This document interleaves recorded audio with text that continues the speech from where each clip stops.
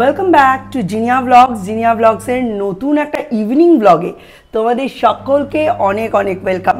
আমার ব্লগে আমি প্রত্যেক দিনই আমার মর্নিং শিডিউলটা তোমাদের সঙ্গে শেয়ার করি। শেষ বৃষ্টি শেষ, আমাদের ছুটিও শেষ।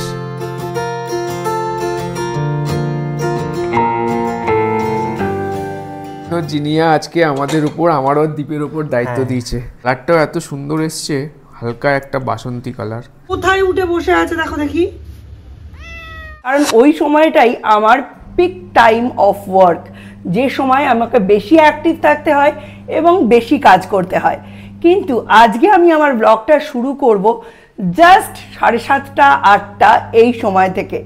আজকে আমার বাড়ির ডিনারে আছে পোলাও আর চিকেন কষা। এই দুটো জিনিসই কিন্তু সৌম্য আর শৌর্য দুজনেরই অনেক অনেক পছন্দ, তাই ওটা দিয়েই আজকে ব্লগটা শুরু করব। আর আজকের ব্লগে ক্যামেরাম্যান কিন্তু আমি, আর মিস্টার বিশ্বাস আর সৌম্যকে আমি দেব সার্ভিংয়ের ভার, আর টেস্টিংয়ের ভার থাকবে আমার ছোট কর্তার কাঁধে। তো চলো ব্লগটা শুরু করা যাক। মাধ্যমিক পরীক্ষার শেষে বা আইসিএসসির শেষে বাঙালি নেয় একটা 1 সপ্তাহ বা 2 সপ্তাহের গ্যাপ, আর তাতে বাঙালি যায় দীঘা, পুরী, দার্জিলিং, মানে দীপুদা আর কি। কিন্তু আমি, সৌম্য, মিস্টার বিশ্বাস বা শৌর্য কেউ কিন্তু কোনো রকম ব্রেক নিইনি। তার একটাই কারণ, মাধ্যমিকটা জীবনের প্রথম বড় পরীক্ষা হতে পারে, কিন্তু শেষ বড় পরীক্ষা নয়। মাধ্যমিকের নম্বরের ওপর বা মাধ্যমিকের রেজাল্টের ওপর জাজ করা উচিত নয় কোনো স্টুডেন্টকে। আসল যে টেস্ট সেটা বাকি থাকে ক্লাস 12-এর পরীক্ষায়, এবং সৌম্যর ক্ষেত্রে নিটের অ্যাসপিরেন্ট হিসাবে নিট পরীক্ষায় বসাকে। তাই এই সময় আমরা পুরোটাই সিদ্ধান্ত নিই সকলে মিলে যে আমরা এই কয়েক বছর বাইরে কোথাও ঘুরতে যাব না। পুরো কনসেন্ট্রেট ফিনান্সিয়ালি, ফিজিক্যালি এবং মেন্টালি আমরা করব নিটের ওপর, বোর্ডসের ওপরও নয়। আর যেহেতু এটা ছিল সমগ্র পরিবারের একটা সামগ্রিক যৌথ সিদ্ধান্ত, তাই আমরা বাইরে ঘোরাটোরা কমিয়ে দিয়ে খাবারের ওপর কনসেন্ট্রেট করেছি। দিন নেই রাত নেই, কন্টেন্ট তো ছেড়েই দাও, নিজের পেটের কথা ভেবেই নিত্য নতুন খাবার বানাচ্ছি আর খাচ্ছি। বাইরে যেতে পারবো না তাতে কি, কোনো দুঃখ নেই, বাড়িতেই বানিয়ে নিচ্ছি হোটেল রেস্টুরেন্টের মতো খাবার দাবার, তারপর সেগুলো নিয়ে খুব এনজয় করছি। তোমরাও করো। ঝড় শেষ বৃষ্টি শেষ, আমাদের ছুটিও শেষ। ওই জন্য জিনিয়া আজকে আমাদের উপর, আমারও দ্বীপের উপর দায়িত্ব দিয়েছে। কি কি রান্না করেছে, এখানে চিকেনের কি একটা করেছে, চিকেন কারি, আর সঙ্গে একটা দ্বীপ কি আছে, পোলাও। বাবা পোলাও, বাসন্তী পোলাও, মানে আজকে রাতের খাবারটা একদম তো জমে যাবে না। বাসন্তী পোলাও খুব সুন্দর, আর চিকেন গন্ধে একদম মমা করছে। তো আমি আমার আর দীপকে উপর দায়িত্ব দেওয়া হয়েছে আজকে, যেহেতু ও রোজ করে, আজকে আমরা সার্ভ করব। আজকে সার্ভ করে তারপরে আমরা রাতের ডিনারটা কমপ্লিট করব।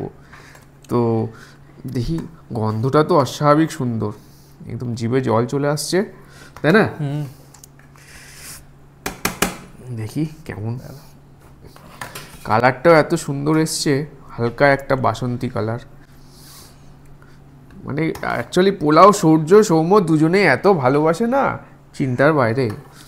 ওরা ফ্রাইড রাইস ভালোবাসে, ভালো লাগে আমার পোলাওয়ের, আমার ফ্রাইড রাইসের থেকে পোলাওটাই বেটার লাগে, খুব ভালো লাগে।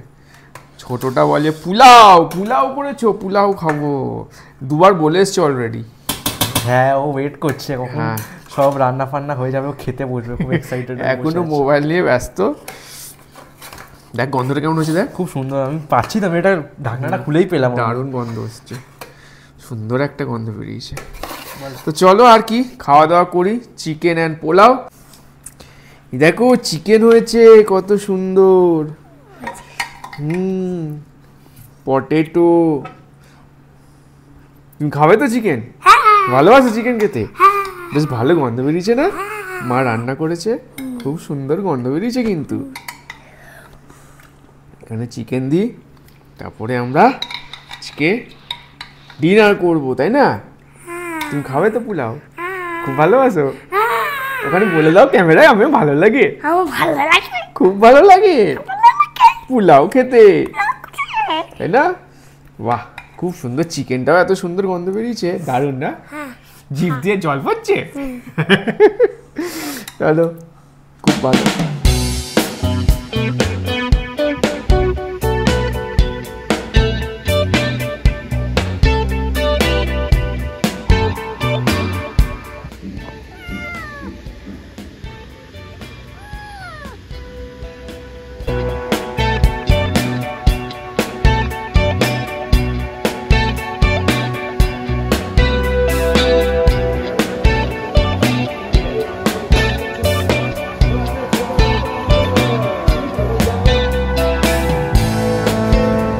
এবার তো তুই পড়ে যাবি ট্রেনে।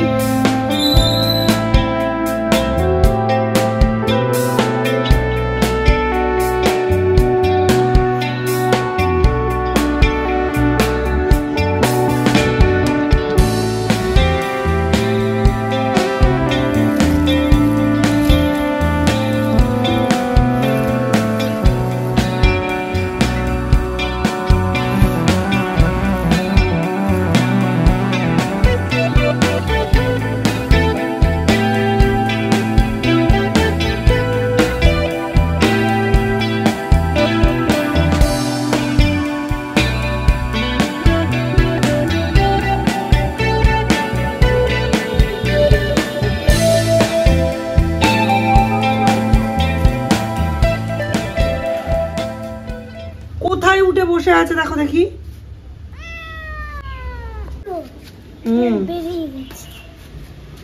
যাও তুমি যাও, রওনা দাও। পেছনে গেছে, আগের ব্লগেই দেখেছো এই বাচ্চা বিড়ালটাকে এই পাড়ার হুলোগুলো কেমন অ্যাটাক করছিল। এই বাচ্চা বিড়ালটাও পরবর্তীকালে কিন্তু বড় একটা হুলোই হবে। আর এটা অ্যানিমাল বিহেভিয়ারের মধ্যেই পড়ে যে ছোট থাকতে থাকতে এরিয়া দখলের জন্য শত্রুকে বিনাশ করে দাও।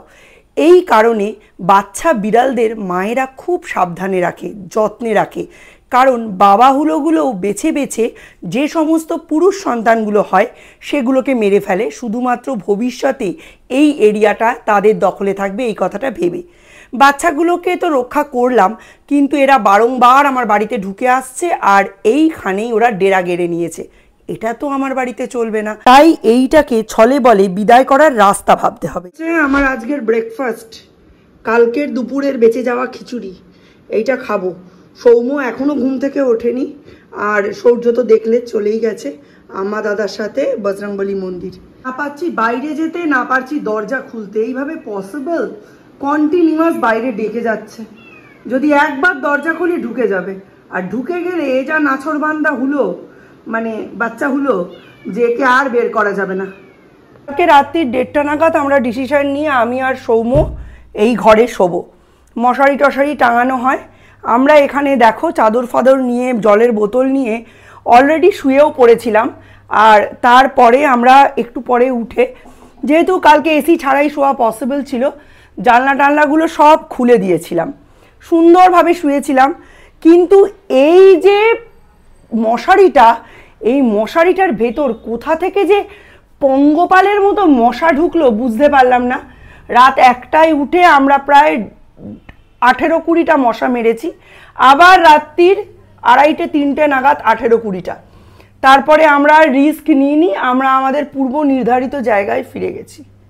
রেমালের পর থেকে এই জানলা ফানলাগুলো খোলাই হয়নি, আর জানলাগুলো খুলছি কিন্তু আজকে না নিচের দরজা জানলা খুলতেই পারছি না বিড়াল বাচ্চাটার জন্য। ও ভালি হুলোটা তাড়া খেয়ে আমার বাড়িতে ঢুকছে, আর বাড়িতে ঢুকলে তো বুঝতেই পারছো পটি করে দিচ্ছে, টয়লেট করে দিচ্ছে, মিস্টার বিশ্বাসের জুতোর মধ্যে ঢুকে যাচ্ছে। আমি যতক্ষণ একা আছি নো সমস্যা, কিন্তু সরস্বতী দিয়ে আসলে কি হবে তাই ভাবছি। এই ঘরটা সৌম্যর ঘর, এই ঘরটা ইউজুয়ালি আমরা পরীক্ষার সময় সেটেল হই, মানে আফটার পুজো। আর কালকে যেহেতু একটু ঠান্ডা ঠান্ডা ওয়েদার ছিল, মিস্টার বিশ্বাস বললেন যে এসি চালাবেন না, তখন আমি বললাম ঠিক আছে তাহলে আমি আর সৌম্য চলে যাই। ব্যাস, মিস্টার বিশ্বাস বললেন ঠিক আছে, আমরা চলে আসলাম। অবশ্যই সৌর্যকে ঘুম পাড়ানোর পর আমি এসেছি, কিন্তু তাতে কি, এত সুখ আমার কপালে সহ্য হলো না। মশার অত্যাচারে পালিয়ে যেতে বাধ্য হলাম। রাত্রি 3টের সময় গিয়ে ওই ঘরে সেটেল হয়েছি। আর তারপরে 7টার সময় তো উঠেই পড়তে হলো, একটুও রেস্ট নিতে পারলাম না।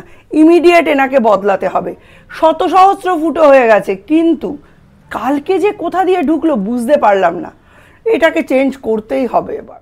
একদিন পর গাছগুলো ডাইরেক্ট সানলাইট পাচ্ছে, কদিন থাক, এরপর তো বর্ষা এসেই যাবে।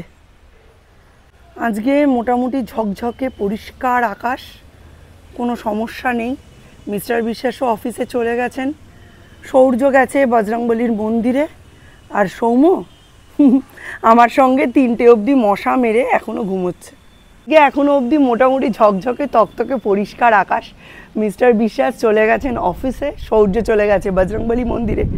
আমি কালকে রাত্রিরে এবং কালকে সকালে এত রান্না করেছি, এখন 2 দিন খুব হালকা পাতলা খাওয়াবো, এইটার প্রিপারেশান নিয়ে রান্নার দিকে যাইনি। কাচাকুচি স্টার্ট করে দিয়েছি, মেশিনে সমস্ত জামা কাপড় লোড করে দিয়ে চালিয়ে দিয়ে ওপরে এসেছি। ওপরে এলাম, একটু জল টল দেওয়ার প্রয়োজন আছে কিনা দেখলাম। আজকের দিনটা বেশ ছুটির মুডেই কাটবে, বেশ ভালো লাগছে আজকে, রোদও বেশি নেই। এখন না ইচ্ছে করলে এই বিকেলবেলার দিকটায় ঝাড় দিয়ে দেওয়া যেতে পারে। আমাকে আমার শাশুড়ি মা আর কিছু শিখাক না শিখাক, এই জিনিসটা ভালো শিখিয়ে গেছে। আর তার ওপর গাছের প্রতি ভালোবাসা থাকলে ছাদ বাগানের যত্ন তো এমনিই আসবে, আর সেটা তো আমার শ্বশুরমশাই শিখিয়েই দিয়ে গেছেন। এবারে সেদিন বললাম না ব্যাংকের থেকে ফেরার পথে গাছ আনবো, এত রোদ্দুর ছিল আমি আর গাছ আনিনি, আর এই মাসে আনবও না। বেশ কিছু কারণে আমরা কয়েকদিন আমরা একটু টাকা পয়সা একটু হাতে রাখতে চাইছি। বাড়িতে সম্ভবত মিস্ত্রি লাগাতে হবে, বেশ কিছু কাজ পেন্ডিং আছে। দেখেছই সেদিন বাইক তুলতে গিয়ে ওই জায়গাটা ভেঙে গেল, তাছাড়া আরও বেশ কিছু জায়গা রিপেয়ারের দরকার আছে, সেইগুলো করব। তারপর তোমাদের একটা খুব সুন্দর হোম